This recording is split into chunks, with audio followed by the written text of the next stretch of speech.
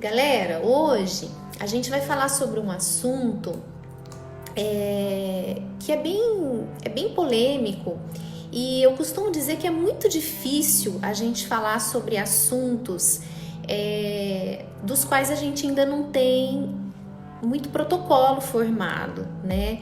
A gente não tem a gente não tem ainda, né, dose segura, né? Da mesma forma como acontece com os anabolizantes, mas eu acho que pior ainda, né? Porque os anabolizantes a gente já tem, né, uma certa de lidar aí com a galera do fisiculturismo, né? Usos aí de longa data. Já se conseguiu aí um protocolozinho de doses, né? E que a gente sabe que, na verdade, na maioria das vezes são doses suprafisiológicas, né? São doses mais altas. Mas quando a gente fala de SARMs, é muito complicado porque a gente acaba escrafunchando um monte de coisa, né? A gente acaba tendo acesso a um monte de trabalhos e a gente vê que as doses usadas nos trabalhos sempre são muito menores do que as doses que a galera tem usado aí, né, e o que tem sido disseminado em sites, né, em fóruns, né? Então a gente tem que tomar um certo cuidado com isso. Vamos começar falando da definição de SARMs, né, para quem não sabe. Os SARMs, gente, na verdade, pelo próprio nome, né, o nome já diz, são os moduladores seletivos de receptores androgênicos. Na verdade, os SARMs eles estão sendo, né, estão tentando desenvolver um SARM desde a década de 40, que foi quando surgiram aí os primeiros esteroides anabolizantes, né? Na verdade, os esteroides anabolizantes, né, sintéticos, nada mais são do que a tentativa de se desenvolverem SARMs, que seriam substâncias que teriam efeitos, né, diferentes ao se ligarem em receptores androgênicos em diferentes tecidos. Então, por exemplo, o que eles estavam tentando desenvolver? O que vem se tentando desenvolver até hoje? Substâncias que têm efeitos semelhantes ao da testosterona em músculo, em ossos, né, na libido, e que têm efeitos não diferentes da testosterona, indesejáveis, né, na próstata, na pele, no couro cabeludo, né? Então, desde a década de 40 eles vêm tentando desenvolver. Então eles desenvolveram os primeiros SARMs, que foram SARMs esteroidais, que nada mais são do que os esteroides anabolizantes sintéticos, né?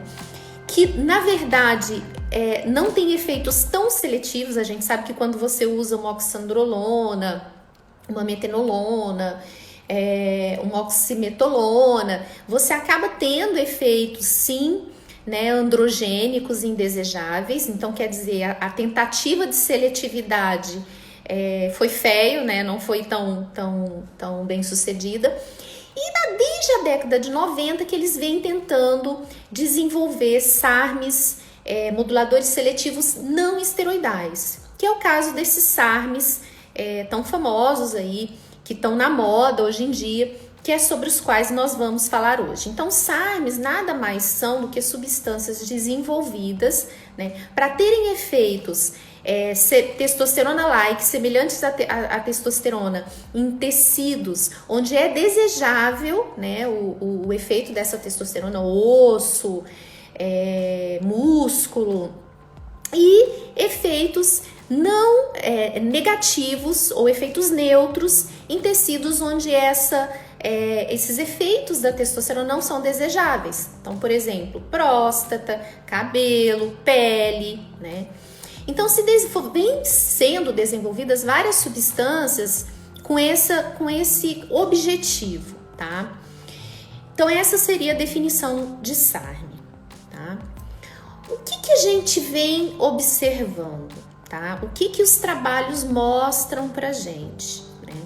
Que os SARMs realmente, né, esses SARMs não esteroidais, que depois a gente vai citar alguns nomes para vocês, eles têm efeitos desejáveis em tecidos como músculo, como ossos, e eles têm efeitos, na maioria das vezes, neutros ou até de inibição em tecidos onde esse efeito não é desejável, tá?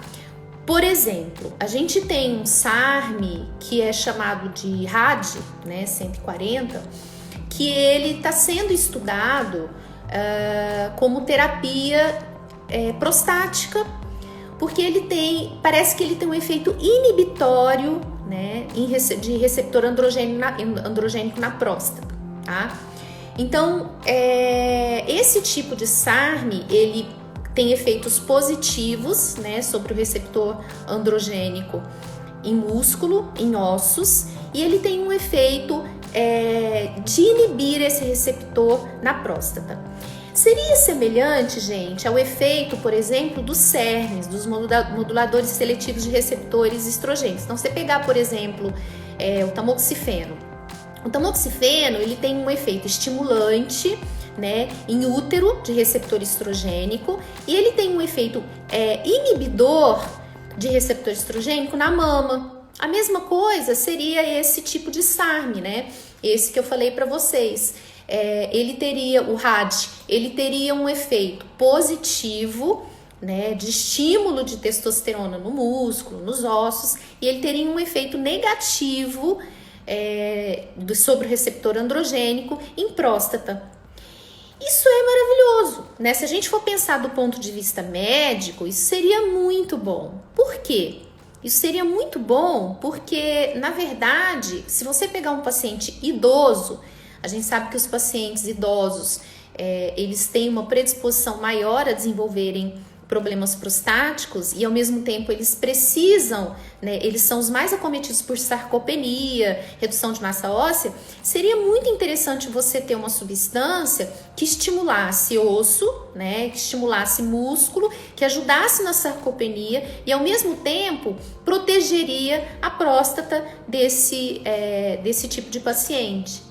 Então, a ideia do SARM, na verdade, eu falo sempre isso, todas as vezes que eu vou falar de SARM, eu falo isso nos cursos, né, que eu ministro, eu falo isso, já falei isso em outras situações, em outros vídeos, já falei isso em posts. O SARM, ele vai ser muito interessante, né, se todas essas evidências que a gente tem visto realmente forem confirmadas, né, nesses pacientes idosos. Porque tudo que a gente quer num paciente idoso é o quê? É melhora de massa muscular, né? É melhora de sarcopenia, melhora de massa muscular, melhora óssea, né? Independência para realizar todas as suas atividades no dia a dia, força, sem que a gente tenha comprometimento em tecidos não desejáveis, né? Em próstata, né? A gente pode estender isso à população mais jovem? Sim, a gente poderia, né? Seria muito interessante a gente ter uma substância num homem jovem, né, que melhorasse massa magra, que melhorasse a questão por exemplo, de libido. A gente vê muito, gente, uma coisa muito interessante, o SARM está sendo muito estudado para pacientes, por exemplo, com doenças neurodegenerativas, por exemplo, Alzheimer. A gente sabe que a gente tem receptores androgênicos espalhados por todo o cérebro. E a gente sabe que a deficiência de testosterona, ela está muito relacionada à deposição de substância beta-amiloide no cérebro, que é uma das causas do mal de Alzheimer, né? Então, tem várias evidências associando redução de testosterona em homens com Alzheimer. Então, o uso do SARM, né, como estimulante de receptor androgênio no cérebro, prevenindo doenças neurodegenerativas, também é uma coisa que está sendo muito estudada. Né? Então, olha o tanto que assim, a gente tem que torcer muito para que essas substâncias realmente elas venham cumprir, né, o que parece que elas estão prometendo, tá? Então, esse primeiro SARM que eu falei para vocês, né, que é o RAD 140, ele está sendo muito estudado aí para essa questão da próstata, tá? Então, assim, vamos falar um pouquinho individualmente de alguns SARMs, que são os SARMs mais conhecidos. Lembrando que os SARMs, eles não estão... Existem vários estudos, né, em fase 2, fase 3, com SARMs, de diferentes nomes, né? Mas o que eles estão visando, gente, o que a medicina visa, né, com o desenvolvimento desses SARMs não é estética, né? É melhora de qualidade de vida em pessoas idosas, é ter uma substância que a gente possa usar para terapia de reposição hormonal no homem sem efeitos colaterais, melhora, por exemplo, em mulheres. O SARM parece que ele tem um efeito muito bacana em mulher, né? De melhorar, por exemplo, sintomas geniturinários relacionados à menopausa. Então, existem vários trabalhos usando os moduladores seletivos de receptores androgênicos em mulheres, né, menopausadas com queixas geniturinárias, né? Então, melhora de libido em mulher. A gente sabe que, nós vamos falar depois, né, que um dos efeitos, um dos colaterais dos SARMs é a redução da SHBG. Então, parece que por conta disso, ela acaba melhorando o libido em mulher, tá? Ela tem um efeito de melhora de libido muito mais impactante na mulher do que no homem, tá? Até porque depois a gente vai ver que em algumas situações a gente pode ter redução, né, de testosterona pelos SARMs em homem. Só que a gente vai ver também que a redução é mais na testosterona total, justamente por conta da redução da SHBG. A testosterona livre, ela não é tão alterada pelo SARM. Talvez por isso os homens não se queixem tanto de redução de libido com SARM, apesar, né, da redução da testosterona que a gente presencia bastante, tá? Então, tudo isso, né, a gente já tá conseguindo delinear aí quando a gente fala em SARMs, tá bom? Deixa eu ver se tem alguma pergunta até aqui. Não, por enquanto não. Vamos falar então, vamos tentar falar um pouquinho então agora de alguns SARMs específicos, tá? Vamos falar de um dos mais famosos que todo mundo perguntou sobre ele, que é o Ostarine. O Ostarine, gente, ele também pode ser chamado de Enobosarm, né? Vocês vão ver bastante, tô vendo uma pergunta aqui,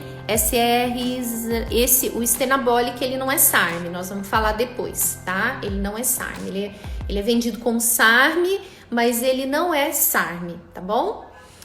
O Ostarine, que é o MK2866, o Enobosarm, vocês vão ver, né, em artigos todos esses nomes, também pode ser chamado de GTX, né, 024. Ele é um modulador é um dos moduladores seletivos que tem mais estudos a respeito, principalmente pelo efeito positivo que ele tem sobre músculos e sobre ossos, tá? Então, muitos SARMs têm trabalhos feitos em ratos, em macacos, mas com o Ostarine tem vários trabalhos sendo feitos em seres humanos, tá? Inclusive em homens jovens, né? Mostrando que há realmente um aumento da força, um aumento da massa muscular. Não existe um impacto muito importante sobre a massa gorda, tá? É mais realmente com um aumento de massa muscular e aumento de força, tá? Existem alguns colaterais, nós vamos falar no final dos colaterais que são normalmente atribuídos a todos os SARMs de uma maneira geral, tá? Mas o Ostarine, ele é um dos SARMs mais bem estudados, tá? O que eles viram nesses trabalhos, né? Que o Ostarine, ele tem um efeito anabólico muito importante e que tem pouquíssimos efeitos colaterais. Só que a dose usada nos trabalhos, normalmente são doses de até 3 miligramas, 5 miligramas. A galera usa 20, 50. Então tá dando para você entender por que a gente tem visto tanta supressão de eixo, hipotálamo, hipófise gonadal, tanta redução brusca de HDL, né, que a gente vê muito nos exames dos usuários de SARMs. É a dose, né? É a mesma coisa que acontece com os esteroides anabolizantes. os efeitos colaterais são dose dependentes. Então, se você usa 5 miligramas de SARMs, né, se você usa 5 miligramas de SARM, de Ostarine, por exemplo, você vai ter um efeito X, você vai ter mínimos efeitos colaterais, né, o que está descrito, com ótimos efeitos no ganho de massa magra, na força. Se você usa 25, 50, você pode até ter um efeito de incremento de massa muscular melhor, só que você vai ter mais colaterais, tá bom? Você vai ter mais supressão de eixo, você vai ter mais redução de testosterona e você vai ter mais diminuição do bom colesterol, tá? Que a gente vai falar depois um pouquinho desses efeitos colaterais. Vamos ver se tem perguntinhas aqui. Não, tem relatos, ó. Tomei Ostarine de 10 miligramas por 30 dias. Tive muita espinha e queda de cabelo. Então, é uma mulher ou é um homem? Não sei. É o seguinte, o Ostarine, gente, como eu falei, ele tem um efeito, tem duas coisas que a gente precisa colocar aí. O Ostarine, ele tem um efeito, como todos os SARMs, de redução de SHBG, tá? Em mulheres, essa redução de SHBG, ela pode levar a um aumento, né, de andrógenos, né? E esse aumento de andrógenos, ele pode levar a queda de cabelo, a acne, tá? Então, assim, em mulheres, a gente tem que tomar um certo cuidado com doses por exemplo, de Ostarine, de SARMs, tá? O impacto na mulher, da mesma forma que os esteroides anabolizantes, né, os esteroidais, vai ser sempre maior do que nos homens, tá? Sempre, tá? Tem que ver também, gente, isso aí eu já fiz um post sobre isso, mostrando que mais de 54% dos SARMs que vocês compram como SARMs na internet não são SARMs, né? Tem SARMs e tem outras coisinhas aí misturadas. Então vai saber se não tem aí um andecanoato de testosterona, um propionato de testosterona junto, né? Então tem que tomar muito cuidado com esses produtos que vocês compram por internet. Já foi mostrado que tem muita coisa falsificada, tá?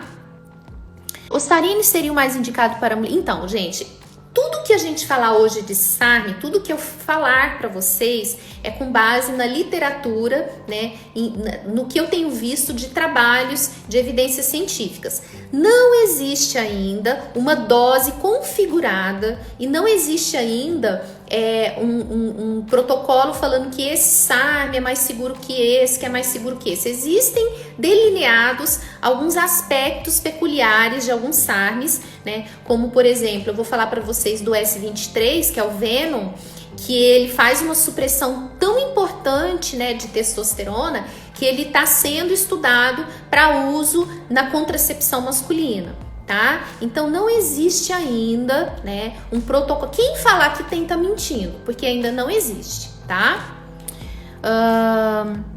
Ibutamorei não é SARM, nós vamos falar depois. O Ibutamorei, na verdade, ele é um estimulante de GF1 via grelina, né? Então ele é um peptídeo, na verdade, nem era pra gente estar falando sobre ele aqui. A gente poderia falar um pouco melhor numa live de peptídeo, por exemplo, porque na verdade ele é um peptídeo, tá? É vendido como SARM de maneira equivocada, tá? Mas ele não é um SARM. Quais seriam os melhores para... Então, o SARM, gente, o modulador seletivo de receptor androgênico, ele, pelo que a gente tem visto, né, pelo que as evidências mostram, o efeito dele é muito maior no aumento de massa magra do que na perda de gordura corporal. É óbvio que quando você aumenta a massa muscular, aumenta o metabolismo basal, você tem uma eficácia maior na queima de gordura corporal, mas o efeito direto dele na queima de gordura corporal, na lipólise, é bem inferior quando você relaciona o efeito sobre o aumento de massa muscular e força principalmente, tá? Bom, Cardarine nós vamos falar depois. Cardarine também não é SARM, tá? Existem algumas substâncias, gente, Cardarine, estenabólico, o Icar, que são vendidos ou são divulgados erroneamente como SARMs, como moduladores seletivos de receptores androgênicos, mas que não são moduladores seletivos de receptores androgênicos. Eles atuam em outros receptores nucleares, né, mas que não são receptores androgênicos, tá? Então não são SARMs, tá bom? Então, não existe, não tem nenhum que mostrou maior redução de gordura abdominal. Não tem nenhum SARM ainda que mostrou melhora de gordura abdominal com relação a outro, tá? O que a gente vê é isso que eu falei para vocês. Alguns SARMs têm efeitos estimulantes do receptor androgênico mais no músculo, mais no osso, né? Mais no cérebro, né? Alguns têm efeitos inibitórios na próstata, alguns têm efeitos neutros na próstata, tá? Mas não existe nenhum que eles tenham falado assim, nossa, esse aqui foi o que mais fez perder. Até porque eu acabei de falar que a perda de gordura, ela não é tão, não tem uma magnitude tão alta quanto o aumento de massa muscular proporcionado por essas substâncias, tá bom? Daqui a pouco eu vou falar sobre Cardarine sim, tá?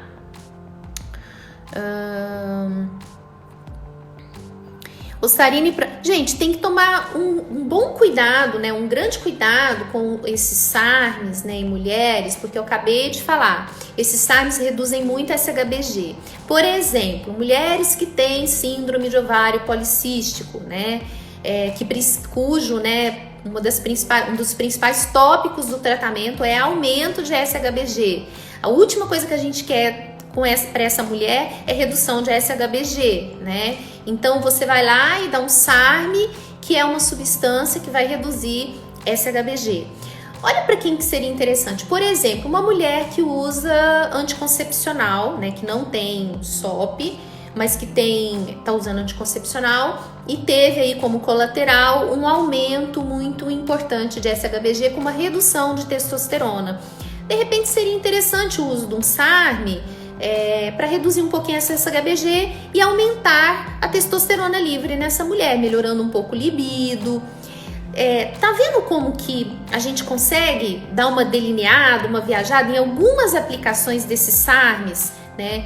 Saindo um pouco só da parte estética, né? E existem vários trabalhos mostrando um efeito interessante dos SARMs em libido de mulher, né? Por quê? Porque ele reduz a SHBG, ele aumenta a testosterona livre, então ele melhora a libido em mulheres, tá?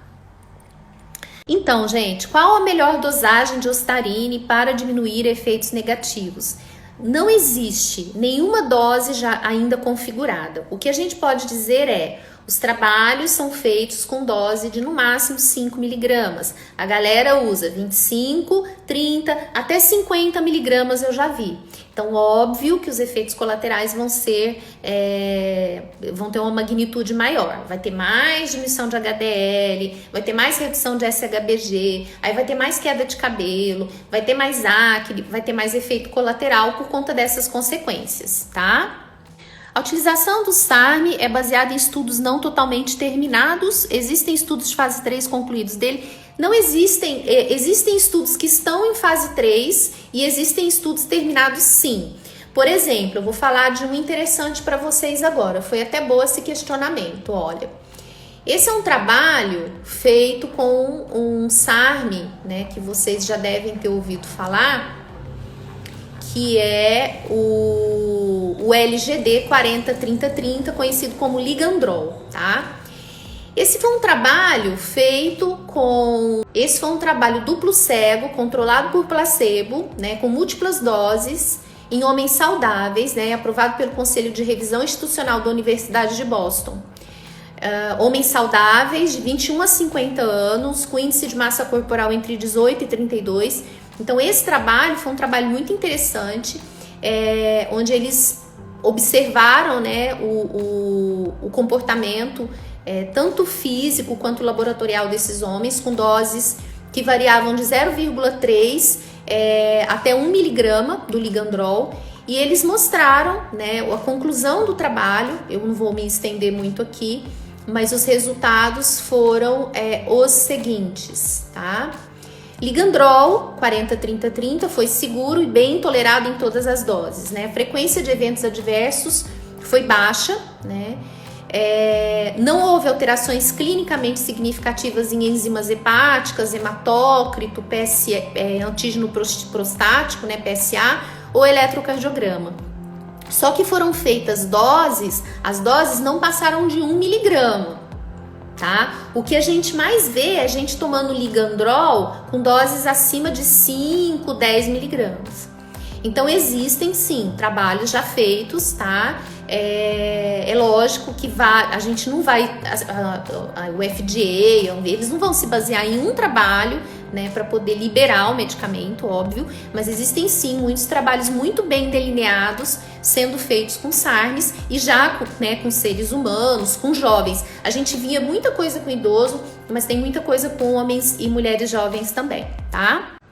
Então, quando se fala em tempo de uso de SARM, normalmente a maioria dos trabalhos não passa aí de 12 semanas, tá? Pelo que eu vi, os trabalhos são de no máximo 12 semanas e doses baixas, tá? Então é diferente, né? Você usar 5 miligramas de Ostarine durante 12 semanas e usar 25, 50, tá bom? Existe efeito positivo para a melhora da sensibilidade insulínica? Ótima pergunta, existe. Engraçado que assim, vários trabalhos têm mostrado uma melhora na sensibilidade à insulina com o uso dos SARMs, provavelmente pelo aumento da massa muscular, tá? Então existe sim. E isso inclusive é algo que eles fazem, tem um trabalho muito interessante onde eles fazem uma colocação a respeito disso, né? Então eles falam o seguinte, olha, reduz a HDL, reduz, mas aumenta a sensibilidade insulínica. Então existe aí um fator compensatório de repente para essa piora no perfil lipídico, tá? Bem interessante essa pergunta. Ouvi relatos, laxogenia é considerado um SARM? Não. Ouvi relatos de que o ligandrol e o IK11 pode ser mais anabólico do que a oxandrolona. O que você acha? Bom, eu não acho, né? Aqui eu não acho nada. Aqui eu falo o que eu vejo de evidência científica, tá? Não existe nenhum trabalho comparando esses SARMs com oxandrolona. Existe sim um trabalho onde eles comparam o Venom, que é o S23, com o propionato de testosterona injetável, mas no que diz respeito à inibição de espermatogênese, tá? E não a potência, se é mais anabólico ou menos anabólico, tá bom? Agora, o IK11, ele é um SARM muito interessante porque eles ainda não conseguiram delinear se o IK11 ele é só um SARM ou se ele tem uma atuação como ele é um SARM, mas ele tem características muito parecidas com a dos esteroides anabolizantes, né, com dos esteroides mesmo. Então ele é um SARM muito parecido com a estrutura da dihidrotestosterona, né? E ele tem mais efeitos colaterais, tanto que assim, uma das contraindicações do IK11 é o uso em mulheres pelos efeitos mais androgênicos que ele tem, tá? O IK11, na verdade, ele tem uma ação muito específica na inibição da miostatina. Ele estimula a folistatina, que é uma proteína que inibe miostatina. Então ele teria um efeito anabólico bem poderoso, mas ele também tem mais efeitos androgênicos do que os outros SARMs, tá? Na prescrição de Ostarine para mulher, você associa um antiandrogênico? Então, na verdade, eu prescrevo muito pouco SARM, né? Tanto para homem quanto para mulheres. Por quê? Né? Porque eu ainda não acho que o SARM ele seja mais vantajoso em doses baixas do que uma oxandrolona, por exemplo, em dose baixa para o tratamento de sarcopenia, gordura visceral, celulite. Então, assim, eu prescrevo quase nunca. Sabe para quem que eu já prescrevi SARM com uma resposta muito boa? Idosos, em dose baixa, né? Eu tô tendo umas respostas muito boas no ganho de massa muscular com pacientes idosos, né? Que é um grupo que eu gosto muito de trabalhar.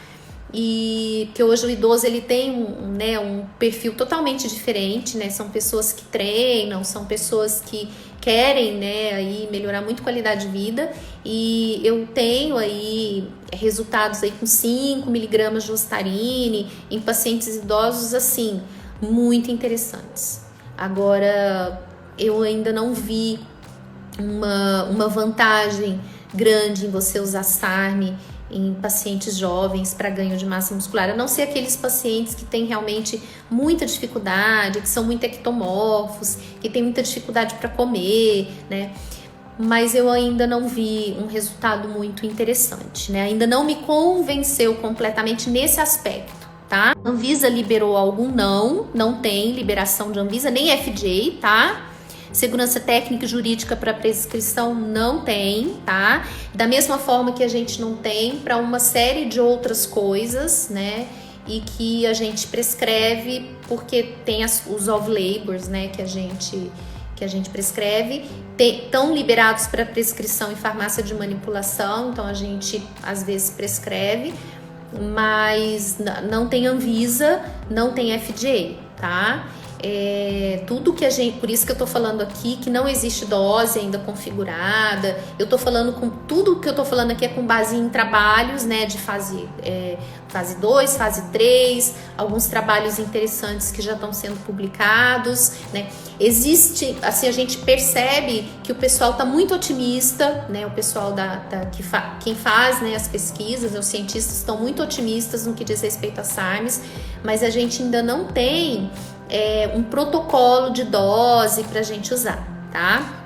Então, assim, a gente se baseia no que a gente vê em estudo científico, que são doses bem baixas, que é muito diferente do que a galera tem feito hoje em dia, que eu tenho pego os pacientes que usaram e que realmente estão se dando mal porque as doses realmente são muito altas, tá? Então, não é que eu não sinto segurança em prescrever, eu acabei de falar, né? A questão é que a gente não tem ainda um protocolo, qual é a dose mais segura, qual que é a dose menos segura, né? Então, não é que eu não me sinto segura, é que a gente não tem, né? E pelo que a gente vê de evidência científica, as doses são sempre baixas. O que me deixa segura são doses baixas e o que eu tenho usado em idosos, né? Que são aqueles pacientes onde eu não quero usar testosterona, né? Porque de repente tem um risco maior, né, de câncer de próstata. A maioria já tem hiperplasia prostática e aí a gente opta por algo seletivo, tá? Vamos lá. Deixa eu só falar para vocês. 45 anos não é mais jovem. Na minha opinião eu tenho 40, vou fazer 47 e me acho jovem. Vamos lá, vamos falar. A gente falou do Ligandrol, né? A gente falou do S23, que é o Venom, que tem sido feitos vários trabalhos mostrando a ação do Venom, que é o S23, na redução da espermatogênese. Parece que com mais ou menos aí 14 dias de uso, 2 semanas de uso, você já tem 50%, né, de supressão do eixo. Então, para vocês verem o quanto um SARMs pode ser supressivo, sim, tá? Então, nós falamos do Ostarine, nós falamos do Venom. Tem o Andarine. O Andarine, gente, os trabalhos mostram que o efeito anabólico do Andarine é um pouco inferior ao do RAD e ao do Ligandrol e do próprio Ostarine. Mas ele poderia ser usado, por exemplo, para melhora de força, e ele tem um efeito no osso muito interessante, tá? Um efeito de estímulo de receptor androgênico em ossos muito interessante, né? O problema do Andarine é que parece que tem um efeito colateral dele que não é muito legal, que é o embaçamento visual. Ele pode dar algumas alterações visuais, não se sabe ainda por quê, né? Mas o Andarine, ele tem esse efeito, tá? E tanto o Andarine quanto o Ostarine parece que levam também, em alguns homens, a um pequeno aumento dos níveis de estradiol, tá? Por conta de estímulo, né, de sinergia. E parece que eles têm efeitos agonistas leves em receptores estrogênicos. Não é porque eles são aromatizáveis, o SARM não é aromatizável, mas eles podem ter efeitos, da mesma forma que eles têm efeitos agonistas em receptores androgênicos, eles podem ter efeitos agonistas em receptores estrogênicos também. Então pode acontecer de ter um aumento de estradiol nesses homens que segundo as evidências, até seria interessante, seria bom, porque isso preserva o perfil lipídico. Um dos efeitos colaterais dos SARMs é a redução do HDL. E essa redução do HDL, na maioria dos SARMs, é justamente pelo fato deles não aromatizarem. A gente sabe que o estradiol ele é um poderoso protetor do perfil lipídico. E como os SARMs eles não aromatizam, isso acaba prejudicando o perfil lipídico também, né? Além do fato deles serem medicações por via oral, né? Tem uma biodisponibilidade muito boa por via oral. Então é bem típico dessas medicações às vezes serem um pouquinho mais hepatotóxicas. A gente sabe que tem um leve aumento em alguns usuários de SARMs das transaminases, né, que é passageiro, que é reversível com a parada da medicação, tá? SARMs não aumentam receptores androgênicos, não. Gente, o SARM ele não vai aumentar receptor androgênico, tá? Ele vai agir como agonista de receptor androgênico, né? Ele vai ter propriedades agonistas tecido dependentes, tá? Obviamente que se você tiver um grande aumento de massa muscular, né? Você tem um grande aumento de células satélite, você pode ter um aumento de receptor androgênico, tá? Mas o raciocínio não é esse, tá bom? SARMs em TPC de esteroides anabolizantes. Eu acho meio que burrice, né? Porque se você tem uma substância que é o esteroide anabolizante que leva a uma supressão de eixo, né? E a TPC é justamente para você restabelecer o eixo, você vai dar um SARM que também é supressor de eixo? Não vejo o mínimo sentido nisso, né? Após o uso do SARM, tem que fazer TPC? Então, o que as evidências mostram é que depois de mais ou menos aí um mês a 2 meses, existe uma volta, né? Um restabelecimento natural desse eixo, tá? Isso pode acontecer também com a oxandrolona. A TPC, ela iria acelerar o processo de restabelecimento desse eixo, tá? Então, pode ser que alguns SARMs, né, Ostarine, esses SARMs que são mais supressivos, eles possam necessitar, sim, de uma terapia pós-ciclo, mas para acelerar o restabelecimento do eixo hipotálamo, hipófise gonadal, tá? Gente, essa coisa de aumentar receptor androgênico, várias coisas podem aumentar receptor androgênico, né? Tudo que aumenta célula satélite pode aumentar receptor androgênico, né? Se você treina e tem ganho de massa muscular, se você faz os esteroides anabolizantes, né? Se você usa um SARM num nível tal que você tem um grande aumento, né, de massa muscular, você vai aumentar, tá? Então, nós já falamos do Ostarine, nós falamos do Andarine, nós falamos do RAD, nós falamos do Venom, que é o S23, tá? Vamos falar agora de outros SARMs para a gente deixar bem configurado para quando vocês escutarem, né, vocês entenderem que se trata de um SARM, tá? Andarine, o IK11, nós falamos do IK11, que o IK11, na verdade, ele é um SARM com uma estrutura muito mais parecida com o da dihidrotestosterona do que com a testosterona, né? E ele é bem supressor ele é supressor do eixo, ele é menos supressor do eixo, né? Como a DHT, mas ele suprime o eixo e ele tem efeitos androgênicos mais indesejáveis. Então, ele é menos indicado aí para o uso em mulheres, tá? Vamos falar, pra gente pegar bem o tempo, né? Vamos falar de 3 substâncias que são consideradas, são vendidas ou são divulgadas como SARMs, mas que não são SARMs. O primeiro é o Stenabolic, né? Que é o SR009. O Stenabolic, gente, na verdade, ele não é um SARM, ele não é um modulador seletivo de receptor androgênico. Ele é um modulador seletivo de um outro receptor nuclear que se chama HEV-ERB.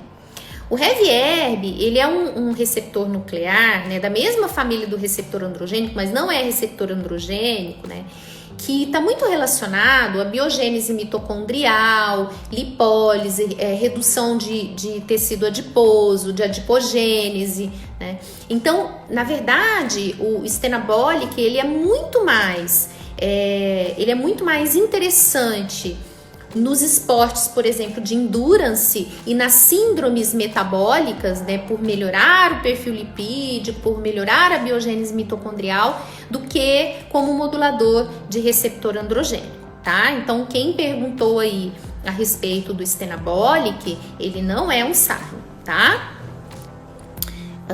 Vamos lá. O segundo, um outro também, que é muito divulgado como SARM, mas que não é SARM, é o nosso famoso Cardarine, né, que é o GW501516. O Cardarine, ele é um agonista do receptor PPAR delta, né, ou beta, e que também tem atividades em biogênese mitocondrial, lipólise, diminuição de adipogênese, melhora de VO2, aumento de ATP. Então, o Cardarine, ele não é um SARM, ele atua também, o PPAR gama delta, PPAR delta beta, eles são receptores nucleares também, como o receptor androgênico, como o HEVI-EB, mas não é receptor androgênico.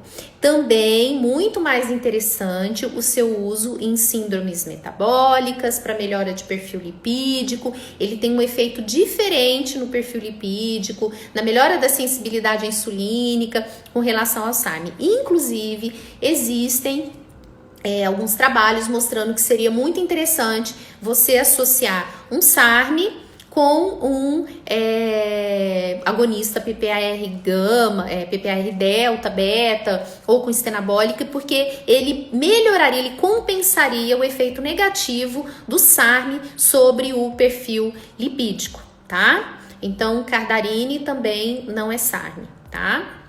E o outro que é o ICAR. Eu não sei se vocês já ouviram falar do ICAR. O ICAR, ele é um agonista do AMPK, tá? Que também está relacionado a aumento de biogênese mitocondrial, redução de gordura corporal.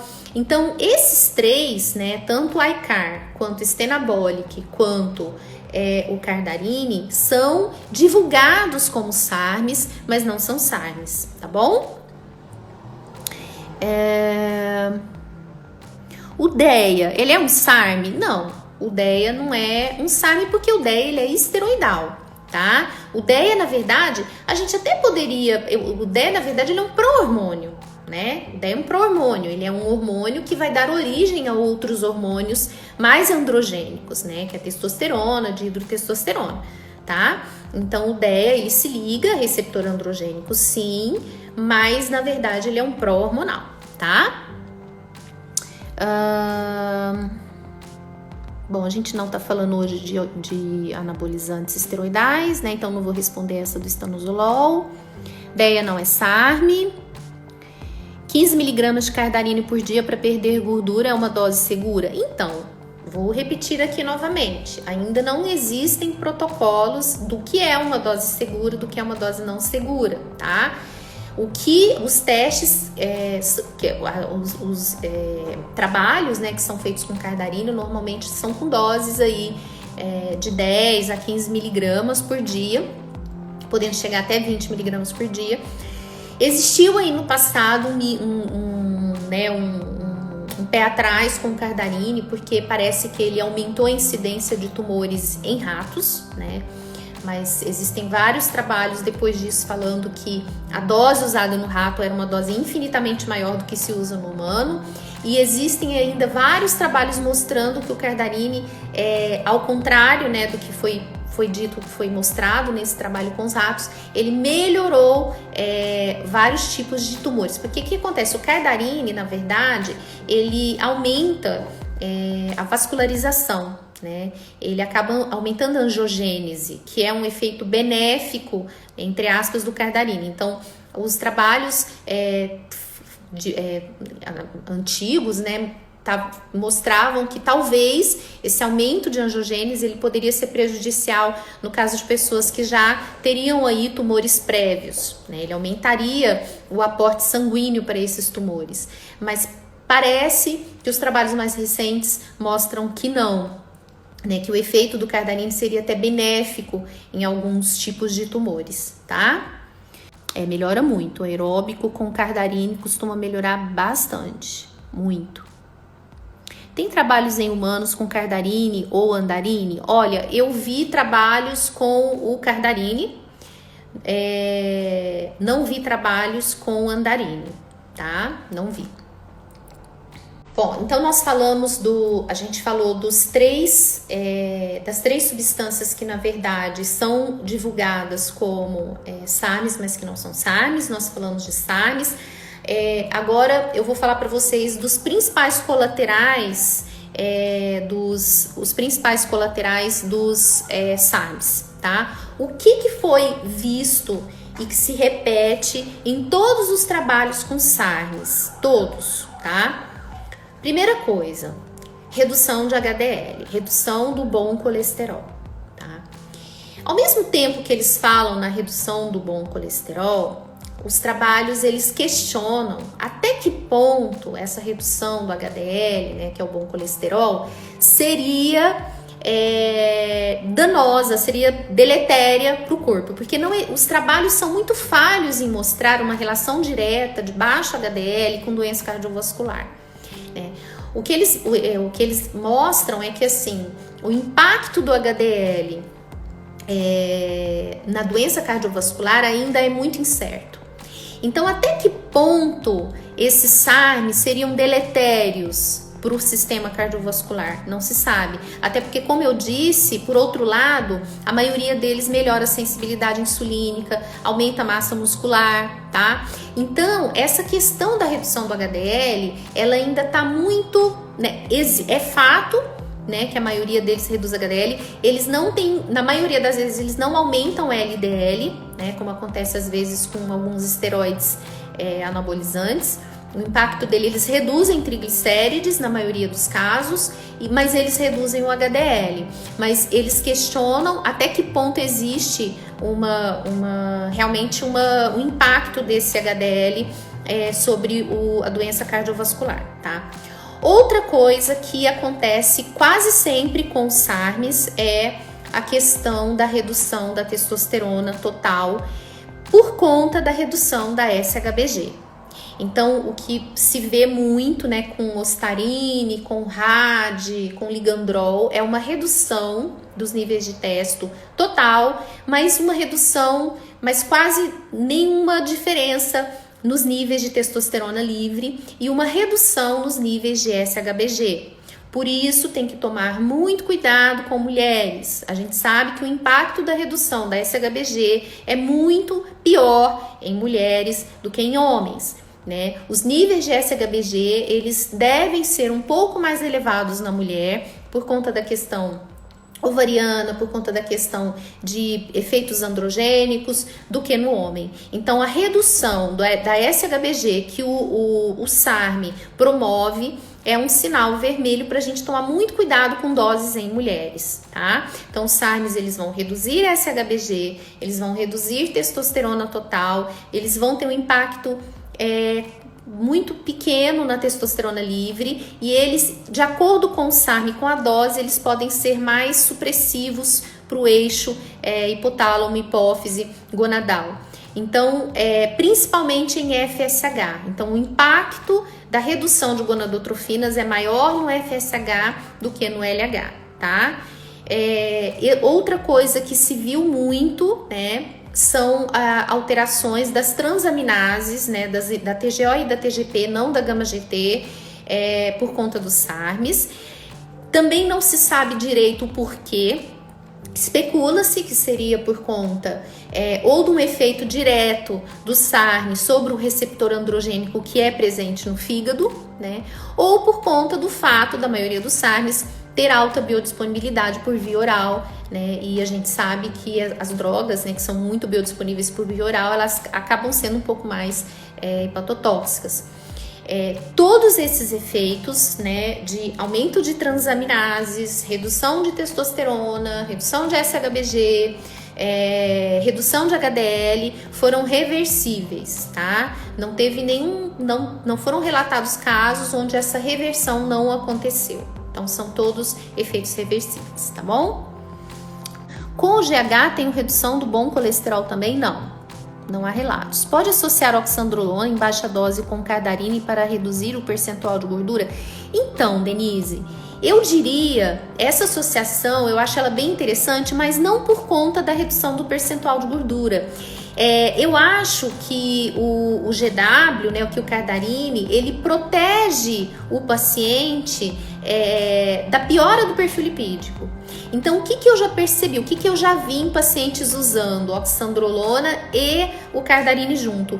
Que o HDL não reduz tanto ou quase não reduz. É uma maneira de você, de repente, proteger um paciente que está fazendo uso de um 17 alquilado de um impacto negativo no perfil lipídico, tá? Então, isso aí poderia ser interessante. Tá? Tudo que nós estamos falando aqui, gente, nós estamos divagando, tá? Nós estamos fazendo um raciocínio em cima. Eu não tô falando para vocês fazerem, porque não é o que eu acabei de falar. Não são substâncias, a gente não tem protocolo ainda para essas substâncias, é tudo off-label, tá? Então não tem como eu falar para vocês, usa essa dose, não usa essa dose. Tá? O que eu posso falar é que os trabalhos são feitos com doses muito menores do que que as que a gente vê sendo usadas aí hoje em dia, tá?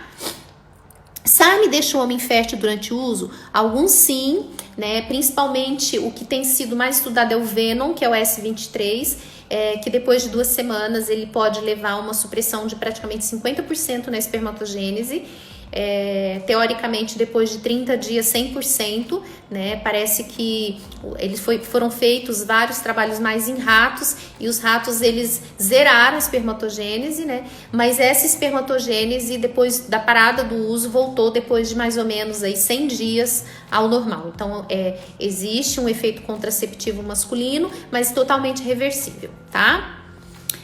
Alguns deles podem virilizar as mulheres? Já falei, né, gente? Já falei que os SARMs, eles podem reduzir o SHBG, a SHBG. E isso, para algumas mulheres, pode aumentar, né, o risco aí de aumento de andrógenos livres e aumentar o risco de virilização, sim, tá? Em mulher, a gente sempre tem que ter mais cuidado, tá bom? Então, gente, eu não vou falar sobre ibutamoren hoje, porque o ibutamoren, ele é um peptídeo, tá? Ele não tem nada a ver aqui com receptor androgênico. Então, eu vou deixar para falar de ibutamoren quando a gente for fazer a live de peptídeo, tá bom? Senão a gente acaba saindo muito do assunto, daqui a pouco a gente tem que encerrar a live, tá?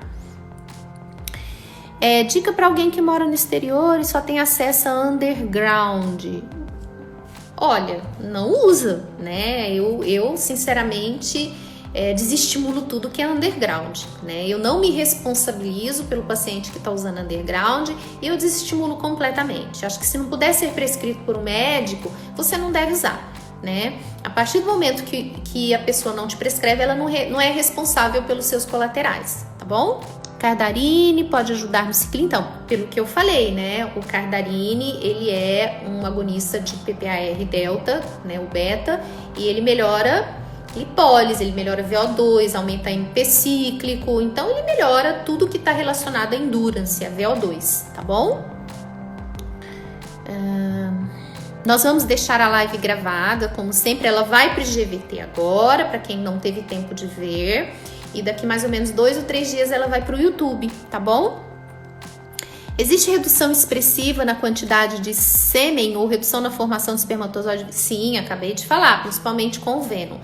Bom, gente, deixa eu ver se tem mais alguma pergunta. Quanto é seguro subir a testo livre em mulheres? Olha, depende muito da sensibilidade de cada mulher, né?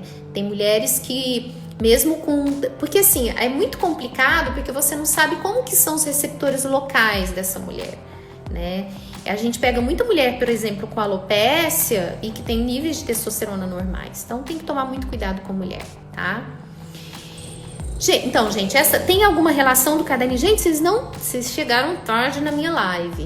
Depois assistam a live inteira que eu já respondi sobre a relação do Cardarine com o câncer, tá? Galera, é um assunto muito difícil de falar. É muito difícil você falar de temas onde a gente não tem ainda protocolos prontos, onde a gente não tem ainda doses estabelecidas, tá? Muito difícil. Eu tentei aqui colocar para vocês da maneira mais séria possível, tá? O que eu tenho acompanhado em pesquisas, em trabalhos randomizados, trabalhos sérios, né? À medida que forem surgindo mais coisas, a gente vai colocar. O que eu posso falar para vocês eu tenho muita esperança de que os SARMs eles sejam realmente bem estudados, que as pessoas invistam em trabalhos com SARMs, principalmente pensando na população idosa, né? Não pensando tanto na população mais jovem, mas na população idosa, na mulher com câncer, naquela paciente com osteoporose, né, e que precisa ganhar massa magra, sem efeitos colaterais. Eu penso muito nisso, tá? Nós vamos encerrando por aqui a nossa live. Espero que vocês tenham gostado, espero que tenha agregado um pouco para vocês, né? Vai ficar salva, vai pro GVT agora, depois vai pro YouTube, tá? Então vocês vão ter oportunidade de ver outras vezes, tá bom? Quero agradecer todo mundo que ficou aqui, né, até agora, participando, né? Quero deixar um grande abraço para vocês. Quero falar para vocês que essas lives de segunda estão sendo muito enriquecedoras. Deixem, né, sugestões de temas. Uma boa noite para vocês, um bom descanso e até a próxima.